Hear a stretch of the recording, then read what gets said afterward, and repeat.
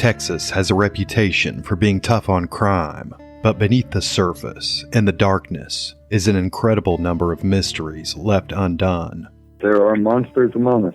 There are approximately 20,000 unsolved homicides throughout the Lone Star State, cases that have gone cold, waiting for new information or evidence. On Gone Cold Podcast, Texas True Crime, we tell in-depth stories of these unsolved murders and missing persons cases, from the historic and mysterious 1948 disappearance of Denton co-ed Virginia Carpenter to the unspeakably brutal 2014 slaying of Delisa Kelly in Dallas. This was personal. It was personal. Join us weekly as we attempt to keep these terrible and tragic stories alive in hopes the victims' loved ones can one day see justice. You can subscribe to Gone Cold, Texas True Crime, wherever you listen to podcasts.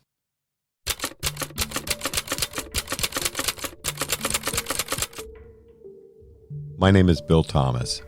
I'm a writer, consulting producer, and now podcaster. I am now trying to use my experience as the brother of a murder victim to help other victims of violent crime. I'm working on a book on the unsolved Colonial Parkway murders, and I'm the co-administrator of the Colonial Parkway Murders Facebook group together with Kristin Dilley.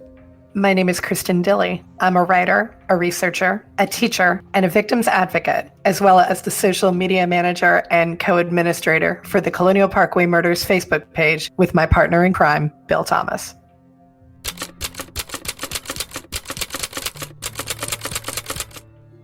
My co-host Kristin Dilley and I, as part of our celebration of the first 100 episodes of Mind Over Murder, have gone back and taken a listen to some of the early episodes with various guests that we thought were particularly worth a second listen. In this series of bonus episodes, we're going to be going back and taking a listen to some of our podcasts earlier in our 100-episode history. This week we feature a couple of episodes with CSI writer-producer David Rambo. We hope you enjoy these editions of Mind Over Murder mixed in with our new episodes currently covering the Colonial Parkway murders. Thanks as always for your support.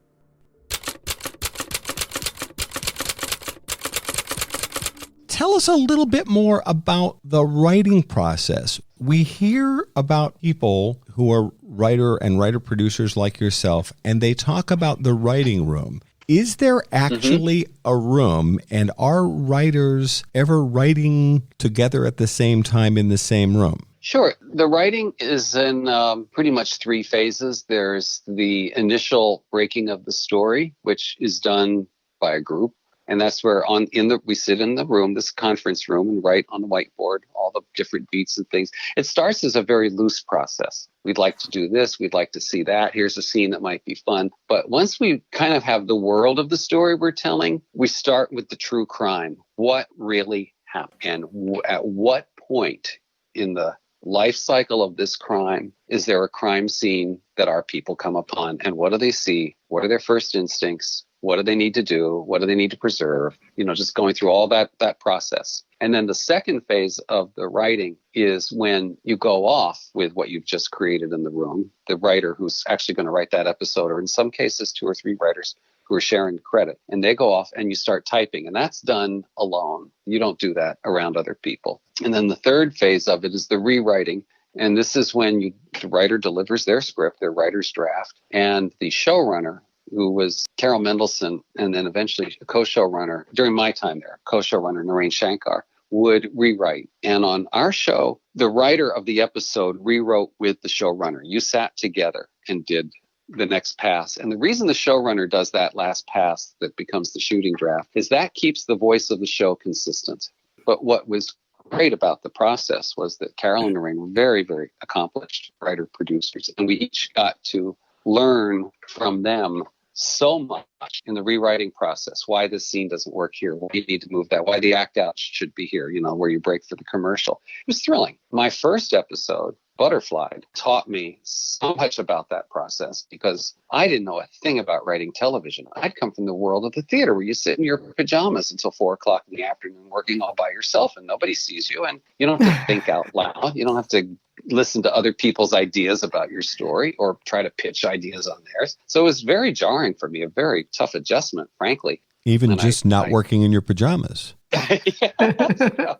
You get to do that when you go off to write the script. So I went off to write after this long process, during which Carol saw to it that I got a crash course in television production.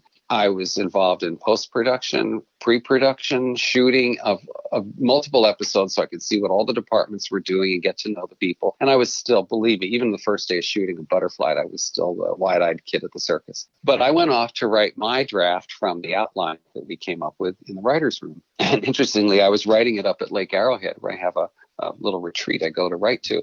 And there was a huge fire coming up the mountain, and we were all evacuated out of the town. And I raced down the hill. I grabbed my laptop, raced down the hill, and I realized when I got the bottom of the hill off the mountain that I had left all the research up in the cabin. I thought, how am I going to do this? Well, I came home and I wrote and I delivered a script that was unproducible, 70 pages. Just that's about a third more than it should be. But it was the outline. And Carol said, okay, let's start. And she and the director of that episode, Richard Lewis, and Anthony and I sat in her office, and Richard would go off to do scouting, that come and check on us from time to time. And we did a page 1 rewrite, and the entire thing changed when Richard came in and he said, listen, this is and by the way, there were elements of Butterfly that were inspired by pretty horrific real life crimes. One in particular where a body had been dismembered and put in Ziploc bags in someone's freezer. I was just really, but Kristin, dismemberment was a big part of the Butterfly story. Yeah, very, very much was, yeah.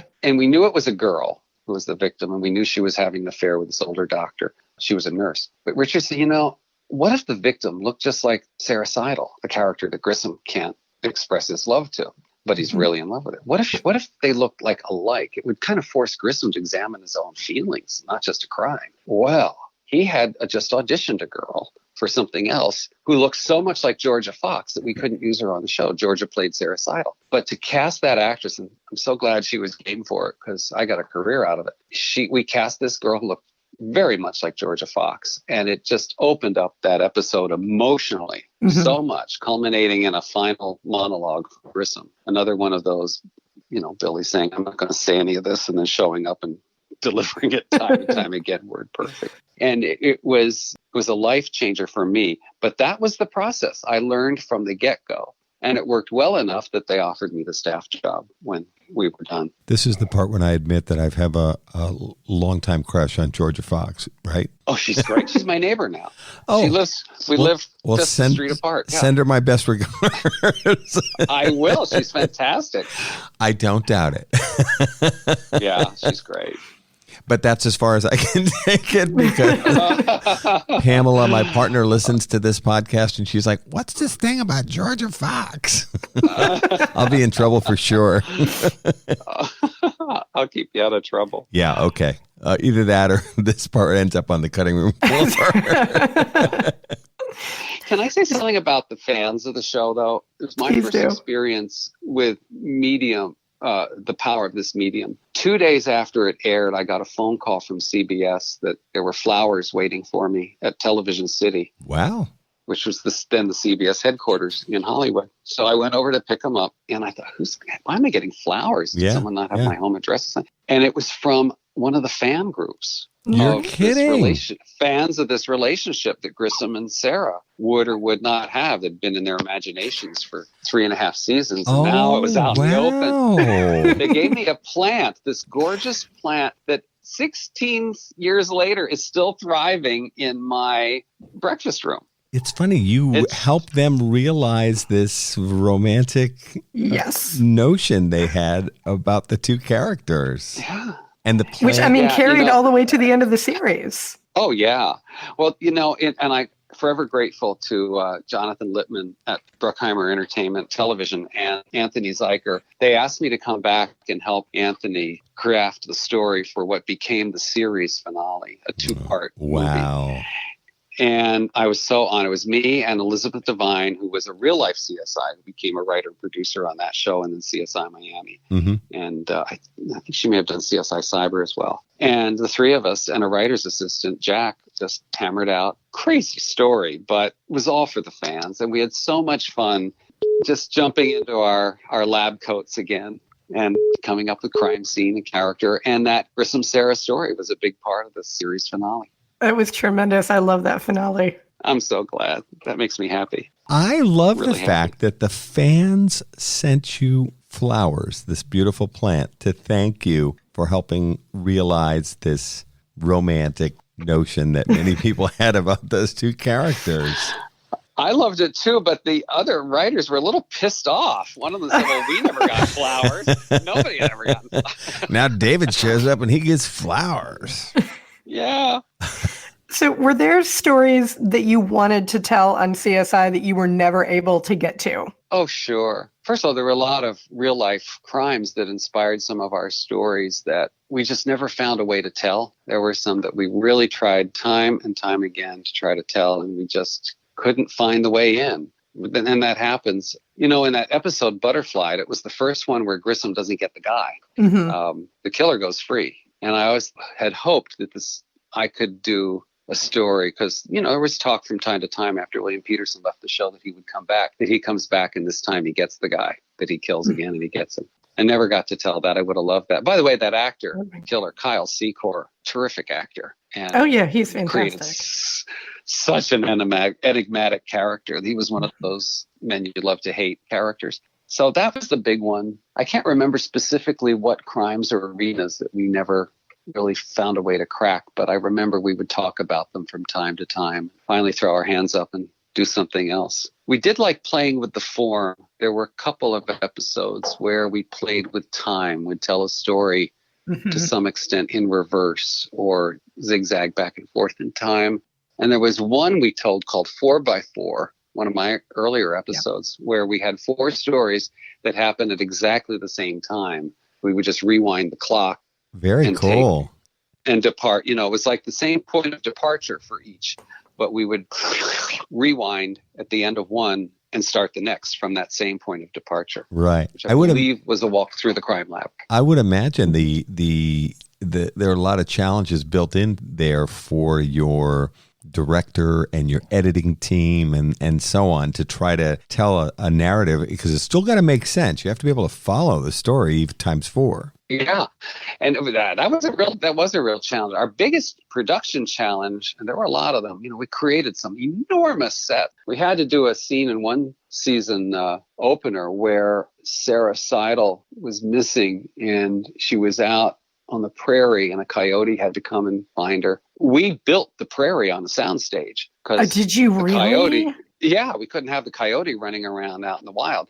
So we that whole thing was built. Remember, there was there was a truck turned over on her. Yeah, it was it's the dead doll. Yeah, she was trapped under the convertible. Yeah, we built that whole landscape. Oh my God, that's amazing. Bill's smirking at me because I'm fangirling. Yeah, you guys are like way into this.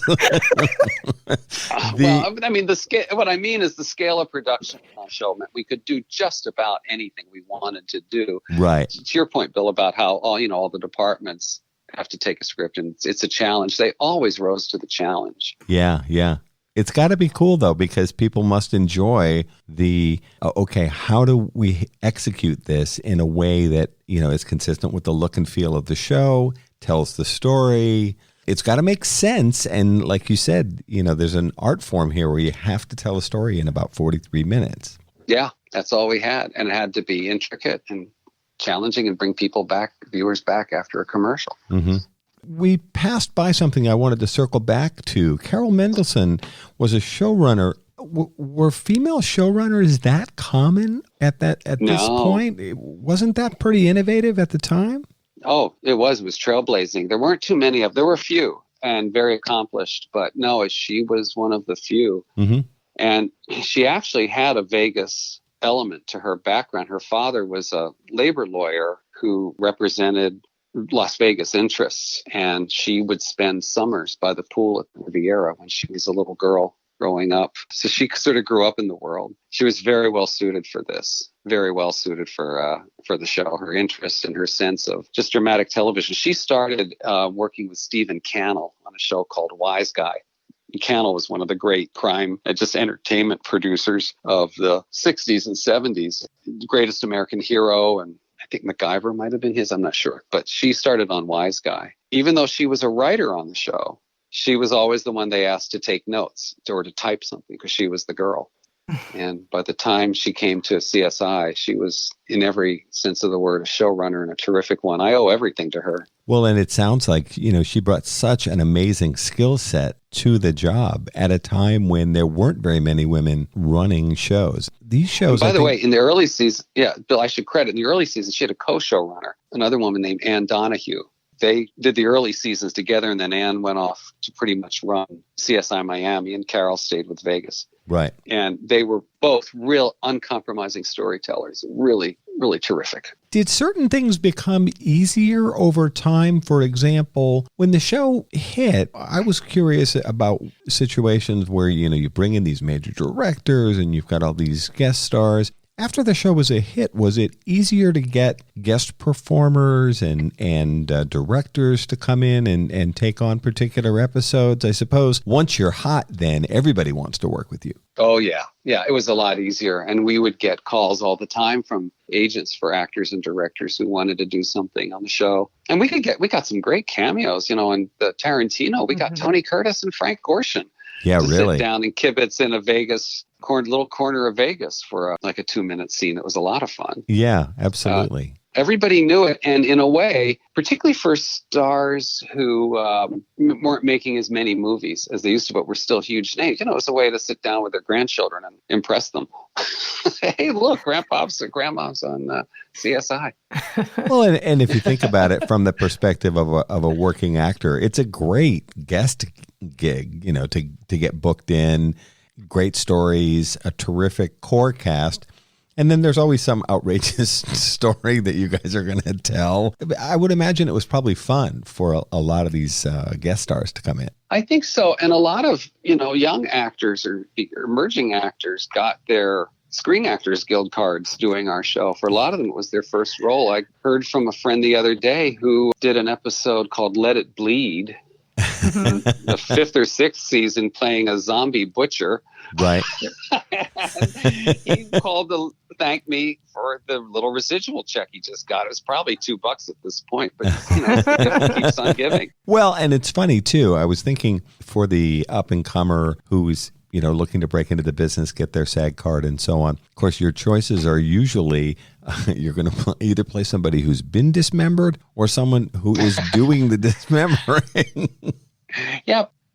It requires a lot of acting, not get to just lie on the table. And often there were flashback scenes with the body and whatnot. So occasionally we would have a favor to a friend. Yeah, you can be a body. This one just, was in the background. We would do that. But even though those victim parts were really good breaks for some of the actors who got them. Mm-hmm. And of course, it's a little like the SVU thing, or now the Dick Wolf Chicago shows. The goal was to do all of them. Right. To do the trifecta, to do Vegas, Miami, and New York. Yeah. And then it's funny, for a lot of working actors working in the Dick Wolf genre, they would do guest appearances and maybe in a smaller role, and then you'd have to wait a certain number of months. And then so sometimes if you watch carefully, you'd see a lot of, New York theater actors show up. They'd play a prosecutor, a smaller role, and then at some point, maybe later that season or the next season, they'd show up as a judge or a cop or whatever. I know that people said those were great gigs and people would always look for those opportunities. I can imagine that happened with CSI as well. Oh, all the time. And we did have a policy that every now and then the network would say, no, we've used them, we can't use them again or something. But if we could persuade them that they would not be recognizable. Right. And they didn't want them. It was very hard to get an actor who might be on a show that would be competing. For instance, we were up against Grey's Anatomy a lot of the time I was on the show. Mm-hmm. And if it was an actor who was particularly prominent in a role on Grey's, I don't think we would always get permission to use them. Little things like that you'd never think of. But by and large, we had great fun actors. They always loved the work. And we did some horrible things to them. I mean, I think of this poor girl, there's a show called, was it Russian Dolls is what I'm thinking? I think that was the title. Sarah Goldfinger wrote about mail order bride from Russia who was buried in the desert. And that poor actress, like she had to get in the hole, and they poured hot tar over her, which really was what they did. They poured hot tar over the corpse. But our girl, we poured chocolate syrup over her. But nonetheless. Exactly. This horrible wind, and she got up, they hosed her off. Very good natured, big smile. Hey, it's another, day living the dream. Yeah, speaking of insects showing up. Yeah. Let's pour hot chocolate all over somebody. Okay, here's inside baseball on the maggots. Ooh. They weren't always maggots. They were often grub worms, because maggots under the studio lights would mature too quickly. The lights would accelerate their maturation process. Yeah, pupa, and then turn into flies, take after take. So you don't want them curling up and going to their next phase. You want them to keep crawling. No, heaven forbid. Yeah. So Grissom had a couple of tarantulas. Were those Billy's? Oh, the tarantulas were always real. The tarantulas were real tarantulas. Billy didn't own them, but yeah, we had a tarantula wrangler. Oh, it's funny. Those are some of my favorite credits. I love oddball creature plus wrangler in the credit. Yeah, we had a lot of those. You're listening to Mind Over Murder. We'll be right back after this word from our sponsors. Many of you know that Othram is leading the way in DNA testing, helping law enforcement solve missing persons, homicides, and sexual assault cases across the United States and Canada using forensic-grade DNA tests. You can help this important cause by contributing funds and your DNA profile to Othram's free site, DNAsolves.com. The process is easy and confidential. Just 2 simple steps. Now DNA Solves has added another new feature, DNA Solves Connect, which will allow you to upload your DNA profile to help law enforcement, even if you've never used one of the commercial genealogy sites. If you're looking for a missing family member or have lost touch with someone, DNA Solves Connect is an incredible option at only $14.95. Upload your DNA profile to DNAsolves.com. Join Mind Over Murder as we help families find answers with Othram and DNAsolves.com.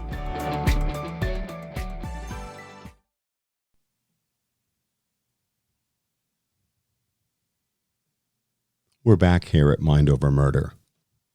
David, what kind of training did the actors get to ensure the authenticity of their performances when it came to, say, the testing and the lab equipment and so on and so forth? They were all sponges. They were really good about it. They just absorbed it. We had a real criminalist on the set every day of shooting, even if there were no process scenes, they were there. And they were really good, to my surprise, about doing things like taking the specimen, you tweezing it into a test tube, using the pipette to put this fluid in and then that, and put it on the centrifuge, and then running it through this or that or whatever. And they were really good with the technical dialogue. I was very impressed because I don't think any of them had done anything scientific like that before. In fact, CSI created a whole new genre of crime television. All of that process in the lab, if it happened in a criminal story, usually happened off camera.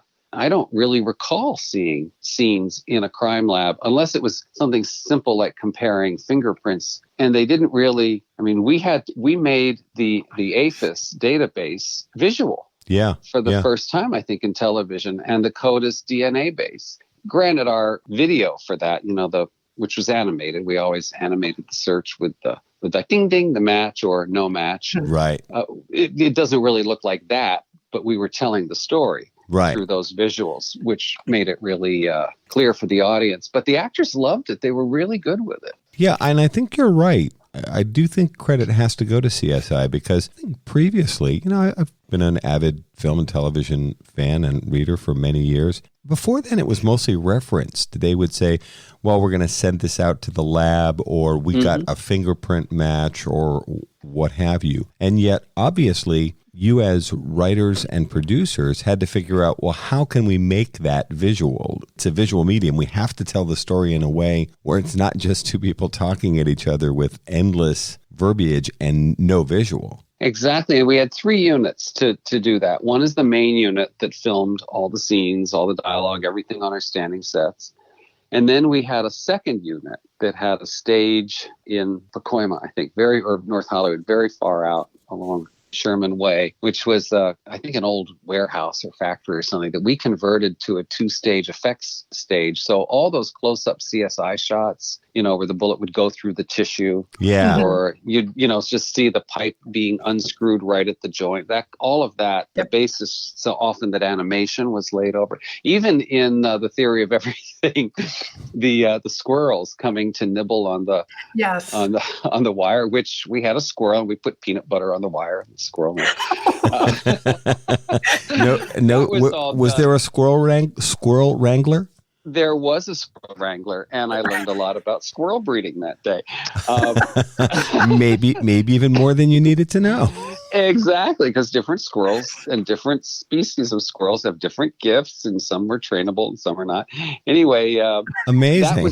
That was the second unit. And then the third was the virtual unit, which was the on-screen visual effects, anything that was CGI or computer animation. So it really took all 3 to make an episode, which is kind of feature production television. We were talking about something this afternoon, by the way, to that point. What happened to all that cool stuff that was the sets for CSI? I don't know. I was not there when they wound down. I can tell you at the end of the season, sometimes they sold off the wardrobe. And it just so happened that George Eads, who played Nick Stokes, and Eric Zamanda, who played, why am I blanking? Greg. Thank you, Kristin. Thanks for me. Sanders. I know them by their actor names so much now because it's been years since I wrote for them. They happen to be similar to me in some sizes, so I could usually score a nice jacket or something at the end of the season. Very cool. I love it. I don't know what happens. As I was not there when the series ended. Yeah. I do know that our sets were stored. Some of the sets were stored in the hopes that we could get that 2-hour series finale. Right. And by the time we got the green light, we had lost our stages. In fact, they've been torn down at Universal Studios. They're putting up a Mario Brothers attraction, I think. Our stages and Desperate Housewives and the Ghost Whisperer stages all got torn down. Oh, that's too bad. And the Phantom of the Opera stage. That breaks my heart. That's been there since 1927. They had saved enough of our sets that on our effects stage that I was telling you where the squirrels ran, we were able to recreate enough of the lab, the PD, and autopsy to do the scenes for the series. It was cramped. It was very cramped, but we could do it. I don't know what happened to the equipment. I don't know. Would have been cool, in the den, maybe, microscope or something. Couple of microscopes, exactly. I kept props, like one prop from each of my episodes, whether it was Sherlock Holmes' pipe or a little toy dinosaur. Yeah, I have like one. I would ask for one thing if I could keep it. So I still have. They're all scattered all over my house. Like you said, that bloody axe really meant so much to me. I'd like that just to keep it around the house.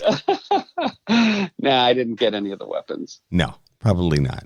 But you did keep the pipe from I Shot Sherlock? Yes, I have that pipe. That's great. That is a great episode. Yeah. So much fun. Thank you. I think that was my third. I think that's the third one I did. Great. Yeah. It was very clever. Very clever. Thank you. Okay, so each character seems to have one type of crime that they have a hard time responding to. Like we know that Sarah and Nick have a big problem responding to crimes involving children, like understandably because of their background. So were there types of crimes that you found particularly difficult to write about? Oh, wow. The true answer, Kristin, is yes, all of them. One of the things that I always would say or try to make the room aware of, because it's easy when you do a show like this to get glib about death and the crime. And I would always try to remind people and myself that a death is an enormous event. It's an enormous event in someone's life. Even if it's someone who really has no living relatives, there is a hole somewhere in someone's heart because there's no chance of finding this person again. We always had to remember that, and the CSIs know that. And if we can get that moment in the writing where they show up at the scene and they're doing the job and there's just something that they connect with that makes them more emotionally connected to the crime, at least, even if only for a moment, it would make the story that much deeper. I know for me personally, we did a couple of episodes where kids had been bullied and it led to disaster. And I always found those really, really touching, really tragic and hard to write. But even we did a crazy episode. I didn't write it, called Dog Eat Dog, where we had a guy who couldn't stop eating. Now, oh, that's okay. I remember that one. Yeah, I'll tell you why we wrote that episode. We never had an episode run on Thanksgiving, a first run. If they ran a CSI, it was always a rerun. And one year the show was doing so well, and CBS said, we want a Thanksgiving CSI. And we really, for some reason, the writers did not want to do it. So then we found out about this syndrome called Prader-Willi, where you can't stop eating. You literally have no off switch for your appetite. This sounds like a very subtle, maybe not so subtle form of protest. It's sure. We'll show America what CSI is like after Thanksgiving's food fest. So, there was that one where we kind of got a little vengeful on. Just in terms of did the network ever? It wasn't fun to write, believe me. It was not. Did the network ever call you on it? Somebody must have noticed. No, Bill and Kristin, to be honest, we got away with murder, literally. The CSI occupied a place that no television show had in ages. In fact, really had never had it before, because American television was even more global than it had been when shows like Gunsmoke and ER were pulled to airwaves. Right. So I want to say it aired in 196 countries, something like, and there are only 198 to begin with. I mean, it was like almost every country, whether it was bootlegged or legitimate, had CSI. A question. So because of that reach, they'd let us do pretty much whatever we wanted to do. Well, to that end, was there ever an episode that was run and then not repeated because of feedback that you got from fans or anything like that? It occurs to me that there was, and I don't remember which one it was. It wasn't during my time there. I will tell you that in the Tarantino episode we were talking about, there's a scene toward the end where Nick Stokes imagines his own autopsy after his death. Oh, yeah, I hated that scene. Wow.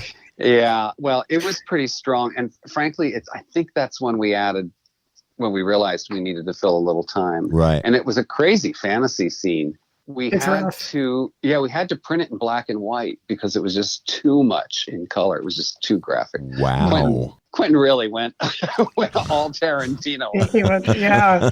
We had to pull it back. We objected, but I think it now, with hindsight, that's the right call. So did the scene stay in? Yeah, but it's in black and white. We just because it's a dream, so we could do that. You could play around with it. We did have an episode that I don't think got rerun a lot called, forget the title, but it was about a grown man, late middle-aged man, who was a little portly, who had a fetish of infantilization, a sexual fetish. He wanted to be there we are, King Baby. Thank you. We actually got in trouble with the Justice Department for that one. Why? I thought it was more like from a taste and style perspective. I would have thought that too. Wow. No, it was right after the Super Bowl where Janet Jackson had a wardrobe malfunction. Oh, yeah. And suddenly, Decency is, my dog is contributing. It's not his favorite episode either.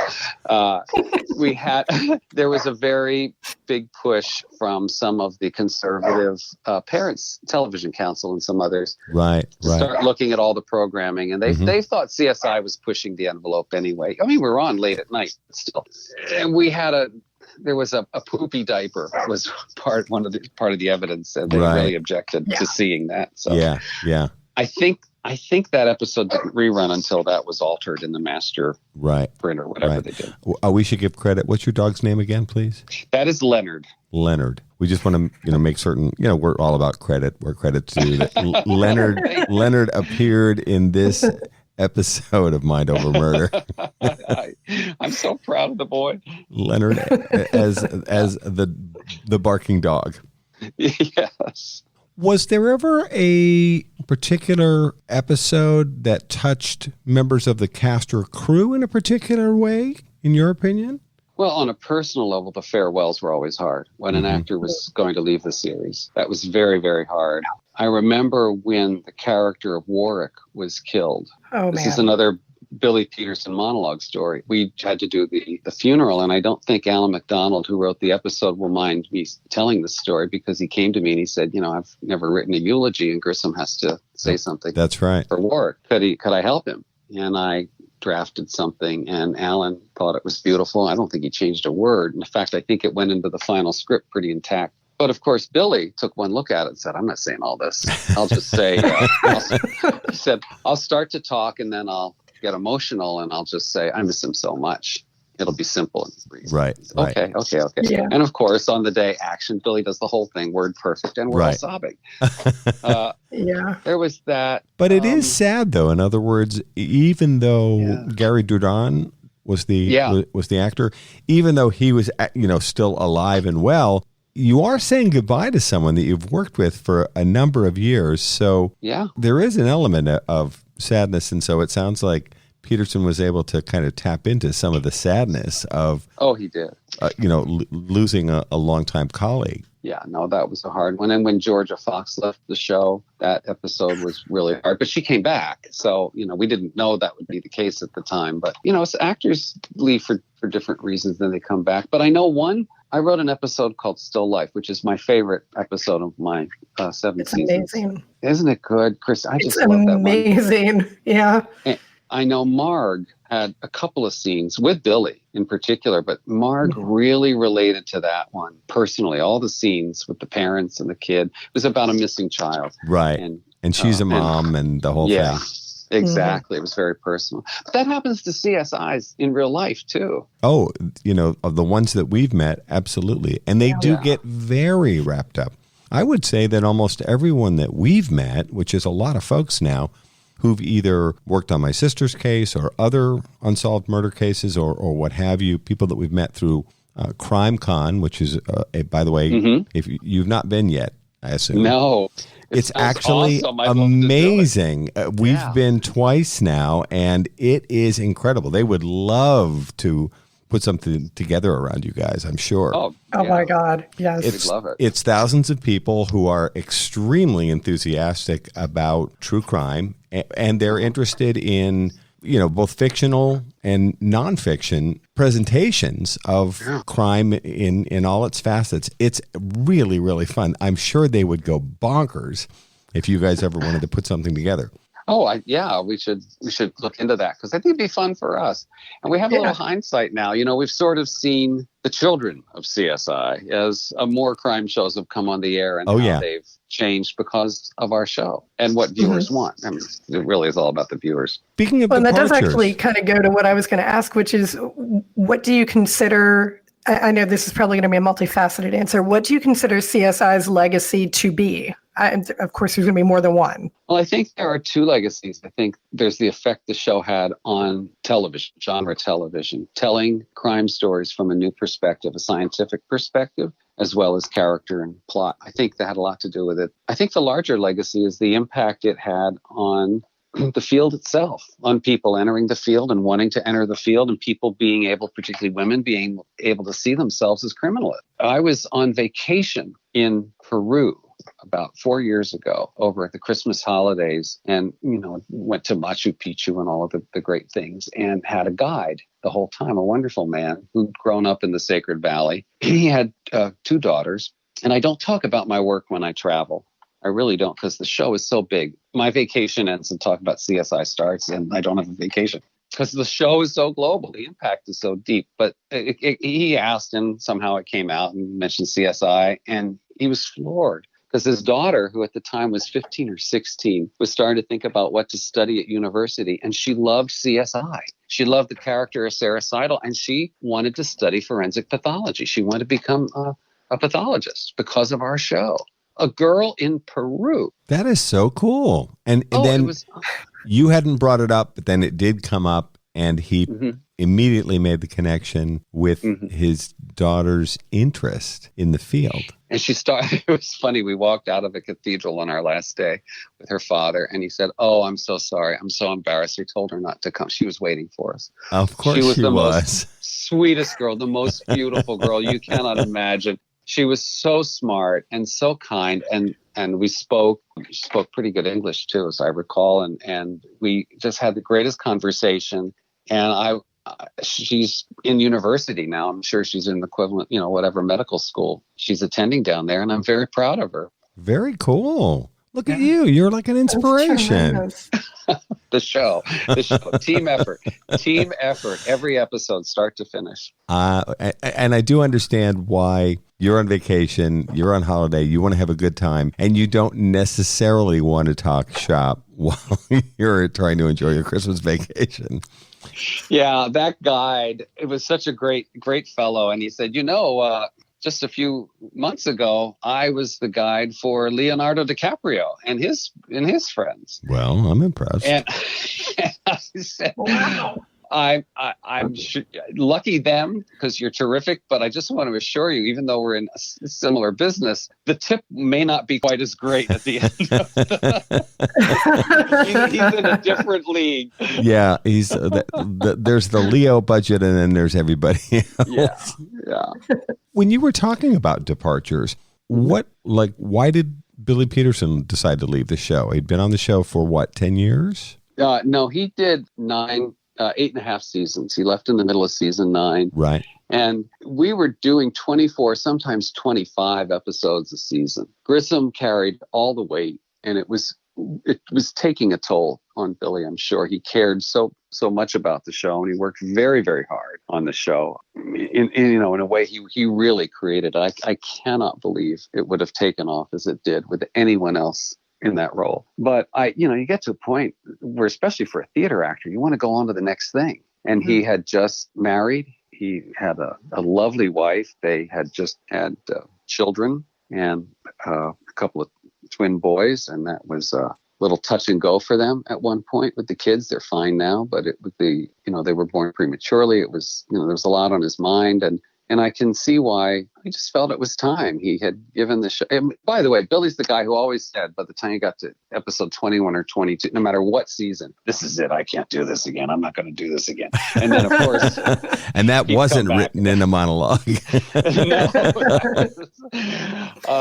I think he just felt it was time. He'd done, gosh, I think at that point it was over 200 episodes, maybe 250 at that point. So. And there was a lot built around the character, and so resulting pressure on him, a lot of weight, I would imagine, on his shoulders. Yeah, exactly. And you can't replace him, but who do you get to bring in to pick up the torch and run? And we experiment. We had Liev Schreiber came in for 4 terrific episodes. Mm-hmm. Yeah, he was great. Oh God, that was one of the greatest experiences of my life. He's such a good, he can write better than our writers, act better than our actors, direct better than our directors. He is an amazing talent. Yeah. And he was so gracious. And so I loved working with him. Well, had he agreed though to sign on for the long haul? I mean, there's a guy who's done a lot of different things as well. Oh yeah. I think he wanted to flex his television muscles. He had done some television, but nothing, where he's carrying this episode or whatever. And he did 4. That was the deal. He would do 4. And we the one thing we felt we had to do was kill off his character. That we had to make sure that Grissom was coming back and running the show. And finally, we did one episode where Liev and Billy's characters passed in the crime lab. They rehearsed their scene before we shot it. And after rehearsal, Billy came over to me and said, "He's fantastic. Why are we killing him off?" That was kind of the deal. But it was interesting to see. It was sort of dipping our toe in the water of, could someone else run the crime lab? Join us again next week as we continue our conversation with writer-producer David Rambo and his adventures at CSI. Thanks for listening to this episode of Mind Over Murder.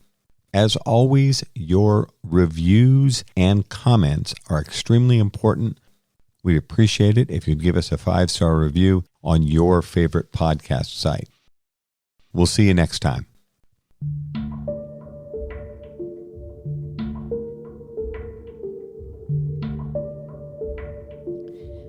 Mind Over Murder is a production of Absolute Zero and Another Dog Productions. Our executive producers are Bill Thomas and Kristin Dilley. Our logo art is by Pamela Arnois. Our theme music is by Kevin MacLeod. Mind Over Murder is distributed in partnership with Crawl Space Media. You can follow us on Facebook, Twitter, or Instagram. You can also follow our page on the Colonial Parkway Murders on Facebook. And finally, you can follow Bill Thomas on Twitter at BillThomas56. Thank you for listening to Mind Over Murder.